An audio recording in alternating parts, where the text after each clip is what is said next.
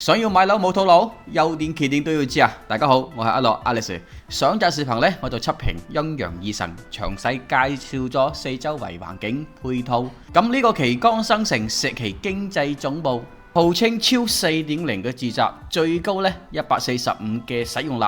今日呢，終於開放咗119、153平方嘅交樓標準樣板房啊！所以呢，搶先帶大家嚟睇下。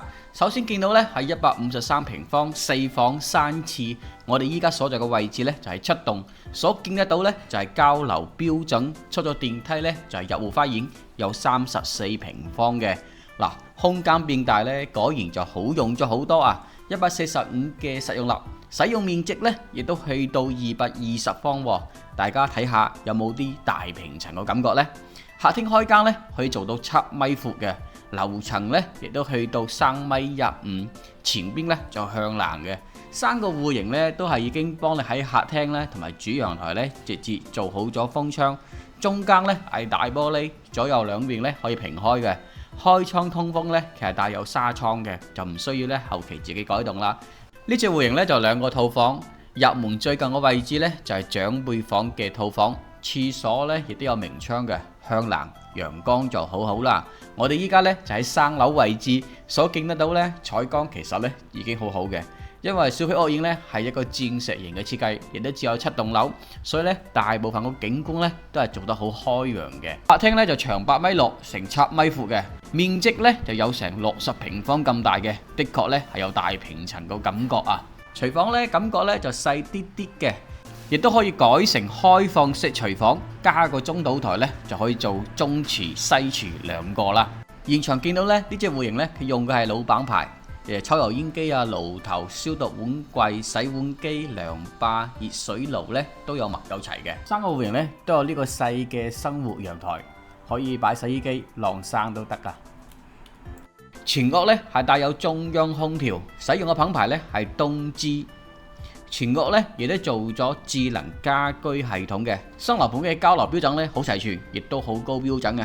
第二間房呢都係向南嘅，我依家所見到呢都係交樓標準。客廁同埋第三間房個窗呢就向北邊呢一邊嘅。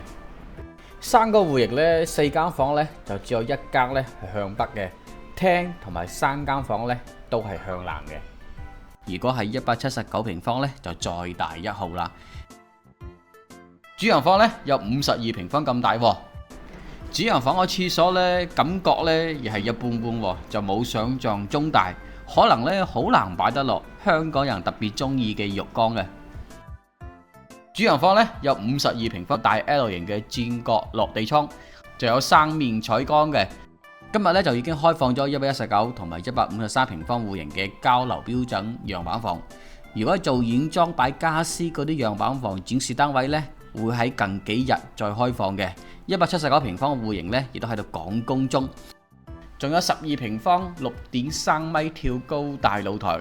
依家所見到呢，陽台個欄杆呢係安裝喺比較靠入邊嘅。如果經過咗驗收之後呢，實際呢會安裝喺比較靠出邊嘅，咁樣呢先係好用好多嘅。我哋依家喺3樓呢，亦即係單數層啦，陽台呢就喺側邊嘅。如果係雙數層呢，陽台呢就喺南面嘅。依家呢就先開盤應酬7座，7座嘅視野呢就最開揚，可以睇外邊。5棟呢睇自己花園多啲。我哋依家呢就喺東邊位01單位，西邊位呢就係02。嗱，呢個01單位呢景觀視野就做得最好啦。再嚟睇119平方4房2廁戶型。嗱，一出電梯呢就係一個私人嘅入戶花園，有27平方啦。呢一個空間呢就需要做人臉識別或者的卡呢先可以入得到嘅，亦即係話呢其他人係入唔到呢個位置嘅。咁呢個空間大呢就好用好多嘅，佢個實用性啊、舒適度呢都會高好多嘅。客廳開間闊呢可以做到5.8米乘以8.3米嘅深喎，當然呢就已經計咗封陽台個深度啦。層高呢亦都係3.15米嘅。當然就未扣除牆體嘅，就係戶型圖所標出嚟嘅尺寸。實用面積呢就173平方，亦即係145嘅實用率啦。咁呢隻戶型呢，其實喺1棟、2棟、3棟、4棟嘅，就全部呢相當於喺第一排，視野呢就最好啦。依家呢就先應酬開盤1座同埋3座嘅，咁我哋依家樣板房位置呢，就喺一座東邊位，亦即係01單位啦。景觀視野呢就最好，主人房呢就睇出邊嘅。如果係西邊位02單位，主人房陽台呢就睇花園。3座呢就正好反過嚟嘅。3個戶型呢都有呢個細嘅生活陽台，可以擺洗衣機、晾衫都得噶。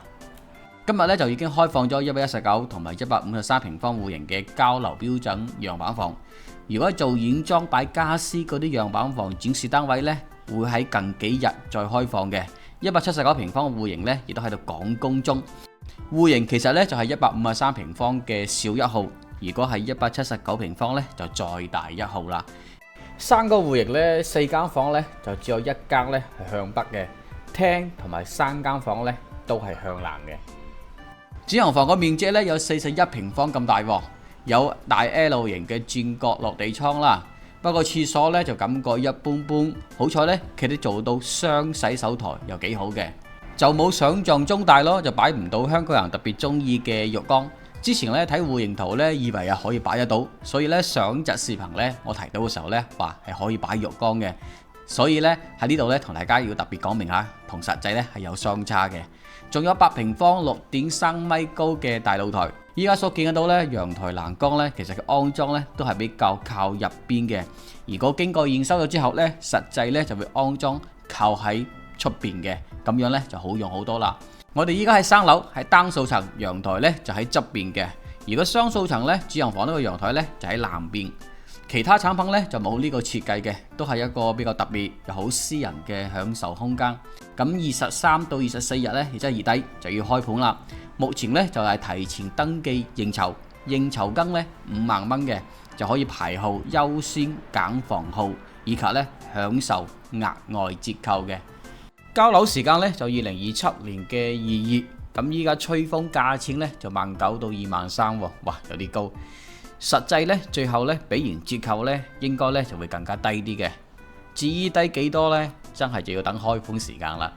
好，大家想了解中山珠海包括成個大灣區樓盤，無論新樓盤定係二手樓呢，都可以幫到你嘅。